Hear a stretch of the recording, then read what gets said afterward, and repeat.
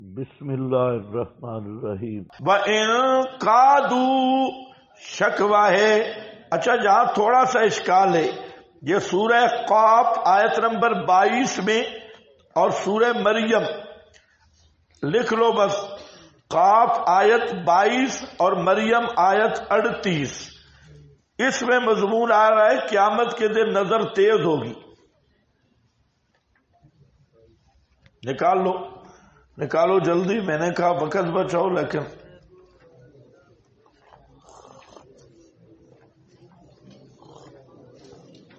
سورہ قاف آیت 21 22 صفحہ نمبر 962۔ لَقَدْ كُنْتَ فِي غَفْلَةٍ مِّنْ هَٰذَا فَكَشَفْنَا عَنْكَ غِطَاءَكَ وَبَصَرُكَ الْيَوْمَ حَدِيدٌ۔ آج تیری دید بڑی تیز ہے، بصر تیری دید، الیوم آج کے دن، حدید بڑی تیز ہے۔ اسی طرح سورہ مریم میں بھی، اور مریم کی آیت نمبر 38 ہے، تو اس میں بھی ہے نظر تیز بہت ہوگی، نظر بڑی تیز ہوگی۔ یہ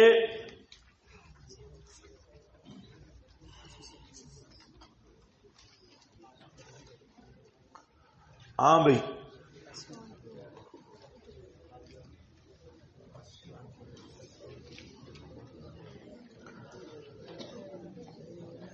دیکھو بھائی،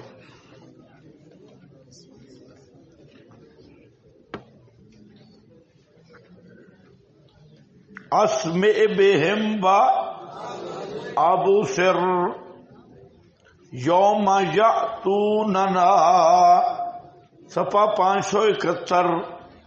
جس دن آئیں گے ہمارے پاس، تو جواب یہ ہے اشکال کا کہ قیامت کے احوال مختلف ہوں گے، اور قیامت کا دن لمبا دن ہے، اس کے مناظر اور احوال وہ مختلف ہوں گے۔ تو کبھی مشرک اندھے ہوں گے اور کبھی ان کی دید بحال کر دی جائے گی، تو یہ بھی ایک قسم کی ان کی عذاب دینا مقصد ہے، اور احوال کے اختلاف پہ تعارض نہیں، ایک حال ہو تو پھر بات ہے۔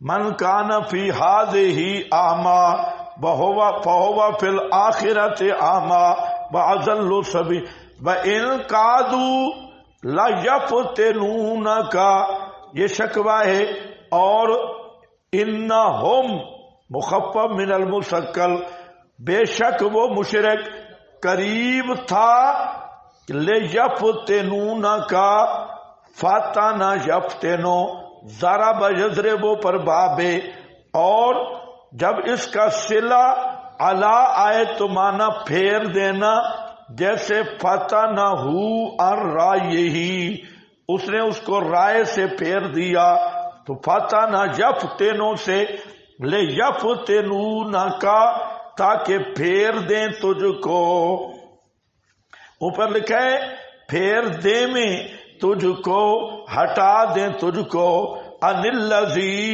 اس سے، اس مسئلہ توحید سے، اوحینا کہ وحی کی ہم نے طرف تیرے، لتفتری یا تاکہ جھوٹ گھڑے تو، علینا ہم پر، غیرہ سوائے اس کے، سوائے اس وحی کے، غیرہ سوائے اس کے۔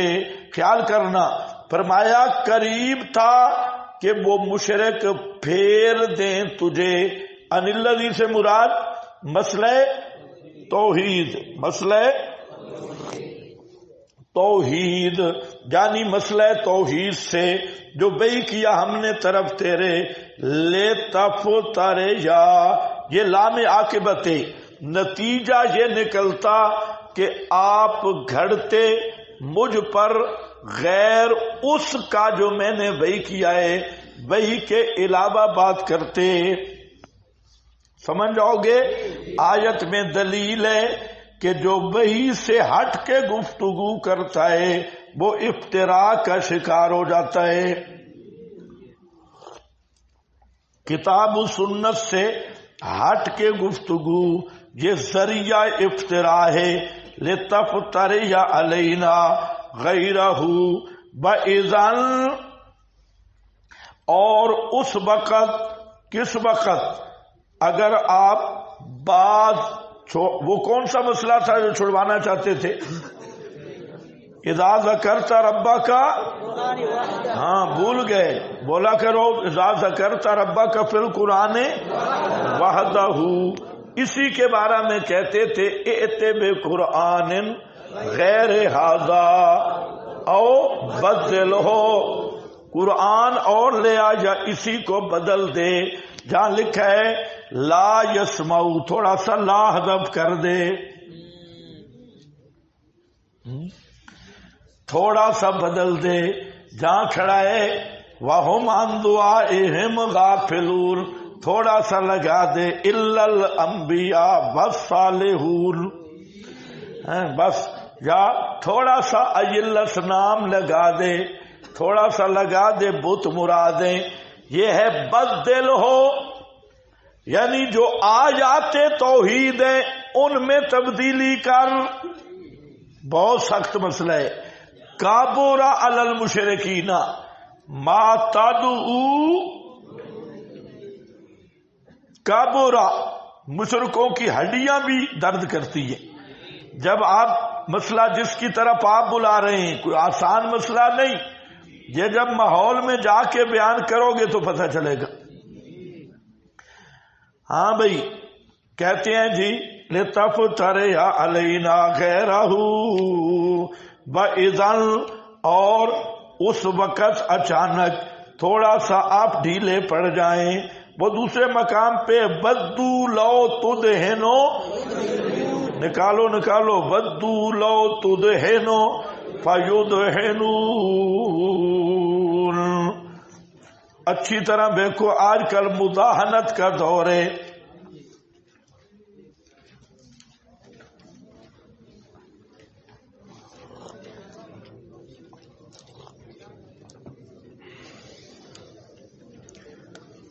صفحہ نمبر 1051، اور اچھی طرح دیکھو ذرا. ودو لو تدہنو، ودو ہائے بڑا چاہتے ہیں، ودو ڈڈھو چاندے نے، ودو بہت چاہتے ہیں، تو محبت کرتے ہیں، ود سخت محبت کرتے ہیں اور اندر اندر سے چاہتے ہیں. لو تدہنو تیرا ڈھیلا ہو جانا، لو تدہنو کاش تو نرمی کرتا، کاش تو مسئلے پہ تیل لگاتا. تدہنو دوہن کا معنی تیل ہے، مطلب مسئلہ نرمی کرتا. فیدہنون پس یہ تو نرم ہونے کے لیے بالکل ہی تیار ہیں. آپ کو کہتے ہیں تھوڑی نرمی نرمی نرمی نرمی. بڑا تشدد متشدد ہے، لہجہ بڑا سخت ہے، انداز بڑا سخت ہے. اچھا کئی بے ایمان ایسے بھی ہیں کہتے مسئلہ تو ٹھیک ہے لیکن لہجہ جو ہے نا یہ سخت ہے. تمہیں کیسا لہجہ چاہیے؟ ہاں لہجہ بڑا سخت ہے. اب اس الو کو یہ نہیں پتا کہ لہجہ بندے کا اختیاری ہے ہی نہیں. اللہ نے دو کیٹیگریاں رکھی ہیں، عورت کا لہجہ نرم رکھا ہے، مرد کا ذرا سخت رکھا ہے. تو اب یہ کون سا لہجہ چاہتی ہے؟ تو وہ لہجہ جو نرم لہجہ ہے وہ زنانیوں کا ہے، یا پھر گویوں کا لہجہ نرم ہوتا ہے، میٹھی میٹھی سریلی آواز کنجر خانے کی. اور جو انبیاء کا لہجہ اور انداز ہے وہ انداز اور وہ لہجہ نرم ہو ہی نہیں سکتا. اس لیے میں نے آپ کو کہا کہ آئے گا انشاءاللہ جو ایک ہی آیت کو ہر جگہ پہ پیش کرتے ہیں قولا لہو قولن لین. یہ آ رہا ہے کیسے نرم اختیار کیا حضرت موسیٰ نے. لینن بات دلیل بات دلائل سے گفتگو کرنا، ورنہ حضرت موسیٰ کا مناظرہ موجود ہے، وہاں کوئی نرمی لگی شرمی یا کوئی منہ چھوٹ ٹیڑھا کرنا ملتا ہے؟ ایسی بہادروں کی طرح تقریریں ہیں کہ فرعون کی پینٹ بھی خراب ہو جاتی ہے جب حضرت موسیٰ علیہ السلام تقریر کرتے ہیں. یہ نرمی کہاں سے آئی بھائی؟ یہ نہیں سمجھ آئی. اور پیغمبر کریم کی تقریریں دیکھو، غضب غضبا شدیدا. جب آپ تقریر کرتے مجاہدوں والی تقریر ہوتی اور آپ کی آواز بلند ہو جاتی، اور مسلم شریف ہے، اور حتیٰ کہ بعض احادیث میں ہے کہ آپ کے منہ کا لعاب بھی گرتا، اور آپ کانہ منذر و جیش، آپ اس طرح تقریر کرتے کہ سخت غصے میں محسوس ہوتے اور جیسے کسی جیش کو ڈرانے والے. یہ تقریریں دوستوں بزرگوں، میرے پیارے پیارے بھائیوں، او بھائی بہنوں، اے تقریر انبیاء کا لہجہ ہے. یہ انبیاء کا لہجہ نہیں، یہ لہجہ ہے بروپیوں کا. ہاں، بروپیوں کا لہجہ، مداریوں کا لہجہ، اور یہ کنجر خانے والوں کا لہجہ، اور فنکاروں کا لہجہ، اور ڈاکوؤں کا. انبیاء کا لہجہ اور ورثۃ الانبیاء کا لہجہ. آپ نے شیخ القرآن کو نہیں سنا؟ شیخ القرآن پنڈی کو ذرا سنو، ایسے لگتا ہے کہ طوفان آ رہا ہے، اور صحیح مردوں والا لہجہ ہے. اور اللہ نے جب پیدا مرد کیا تو آواز زنانیہ والی بنانے کیا مطلب ہے؟ میٹھی میٹھی ہے، میٹھی میٹھی. اور کئی تو بیچارے تکلف بولتی ناک سے، یہ لہجہ میٹھا کر رہے، میٹھا لہجہ کرتے کرتے ستیہ ناس ہوگی.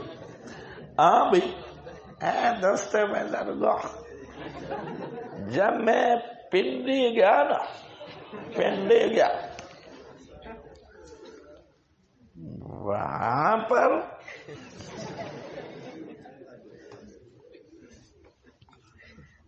قبرستان ہے، اور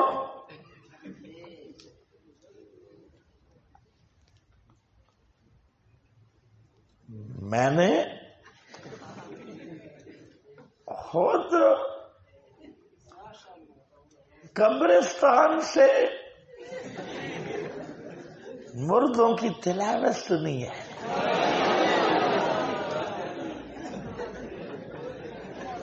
لال مسجد کی شہیدہ تلاوت کر رہی تھی، میں نے اپنے کانوں سے سنی. ایک ٹھگاں دا لہجہ نہیں، گانڈ کپاں دا. ہاں، یہ تکلف ہے. نبی کے صحابہ میں کوئی تکلف نہیں تھا. اور قرآن تو یہ بادشاہ کا کلام ہے. بادشاہوں کے ایسے لہجے نہیں ہوتے، یہ جو ڈھیلے ڈھیلے یہ کمیوں والے لہجے ادھر کدھر آ گئے.